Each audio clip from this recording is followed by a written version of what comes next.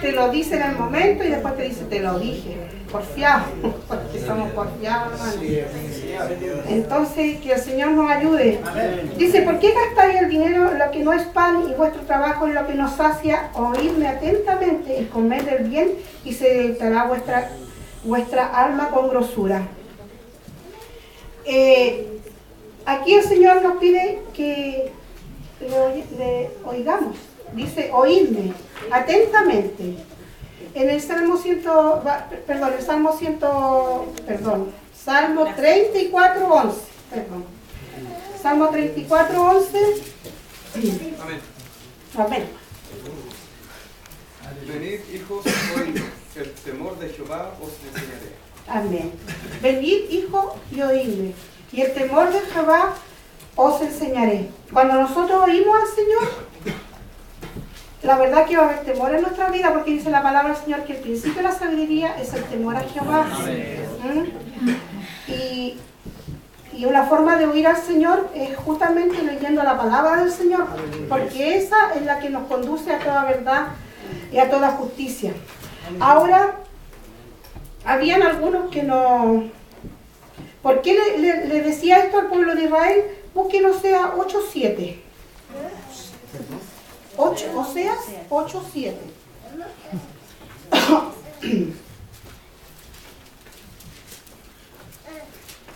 Después de Ezequiel, de Daniel, por ahí está Oseas. Amén. Lea mi hermano. Porque sembraron viento y torbellino segarán. No tendrás mies, ni una espiga hará harina. Y si la hiciere, extraños la comerán. Amén. ¿Por qué le decía que gastaba el dinero en lo que no es pan y vuestro trabajo en lo que no sacia? No les saciaba el trabajo. ¿Por qué? Porque sembraban y no recibían nada.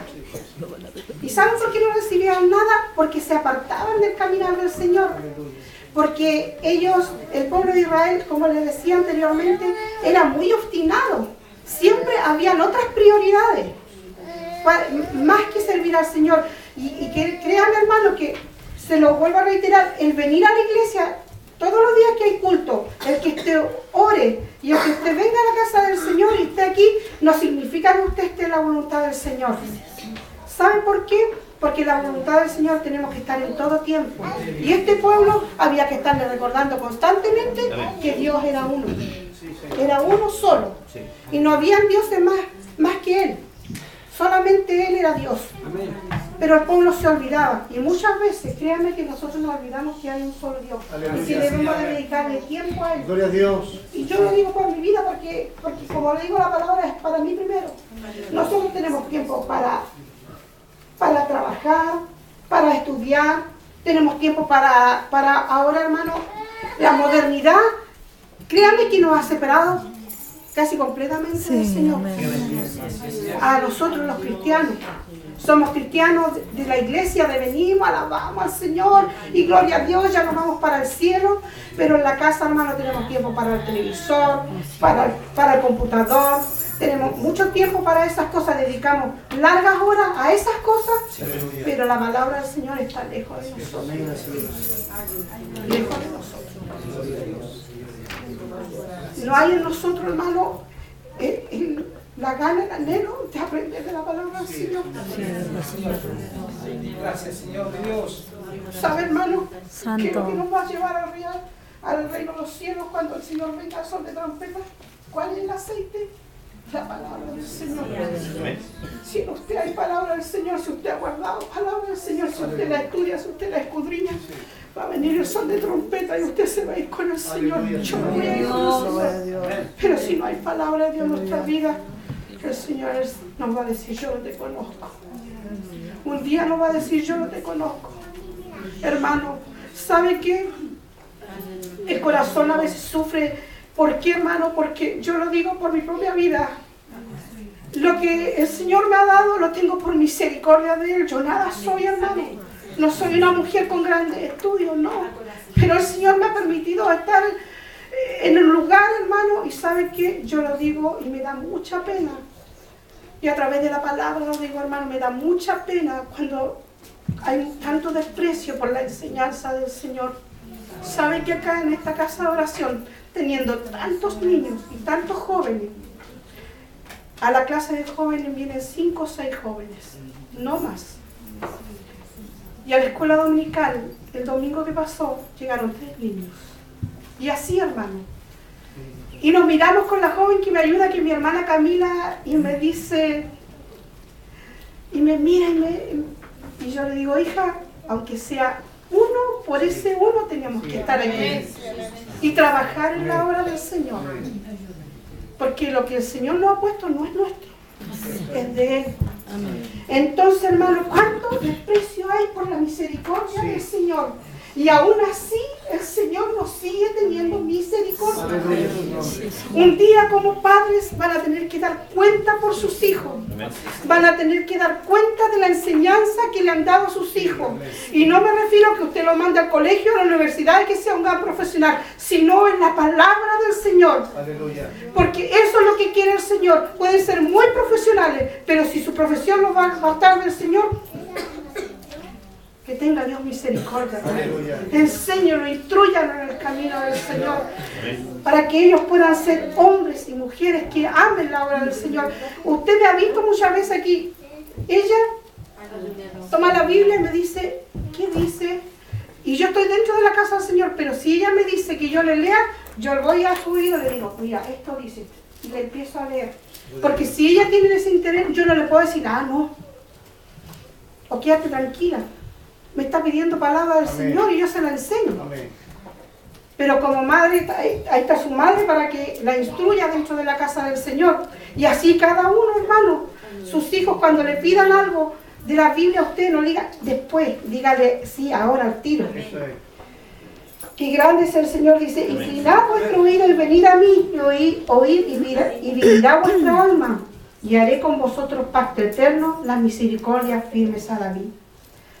¿Qué le prometió a David el Señor? Aquí en Samuel 7, versículos 10 y 11, ¿qué le prometió el Señor a David? Segunda de Samuel 7, 10 y 11.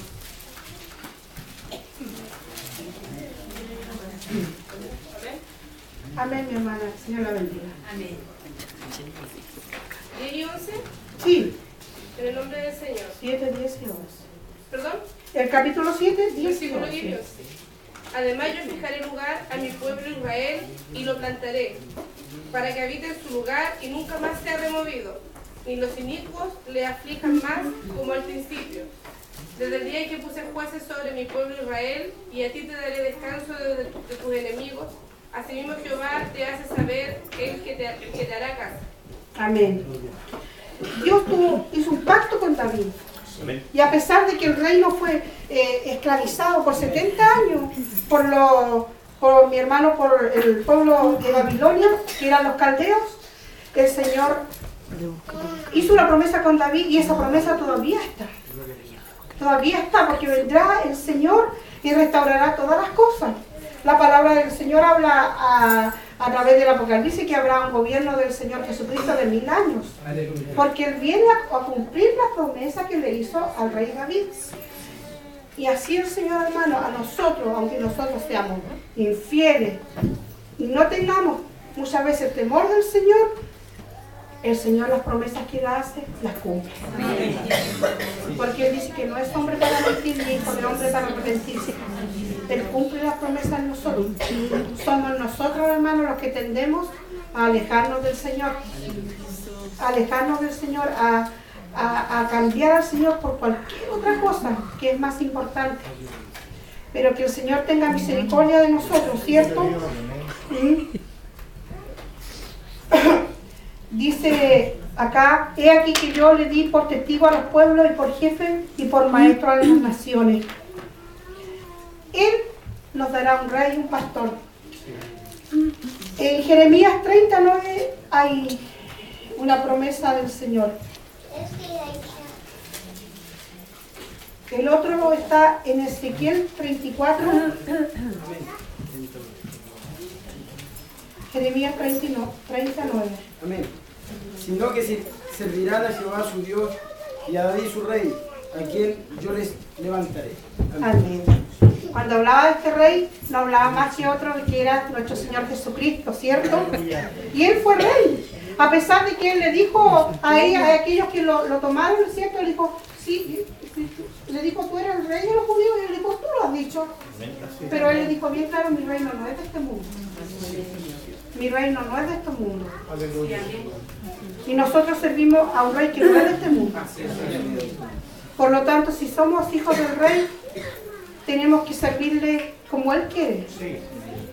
No amando las cosas del mundo, sino que amando las cosas de Dios. Porque muchos vuelven atrás, hermanos, porque aman más las cosas del mundo que a Dios. Entonces, a veces, ¿y qué nos produce las cosas del mundo, hermanos?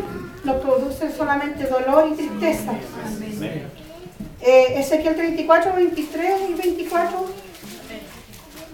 Levantaré sobre ellas a un pastor y él las apacentará. A mi siervo David, él la apacentará y él les será por pastor. Yo Jehová les seré por Dios y a mi siervo David príncipe en medio de ellos.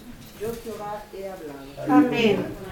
Fíjese que ya David no existía, ya David había fallecido, pero él está hablando de David.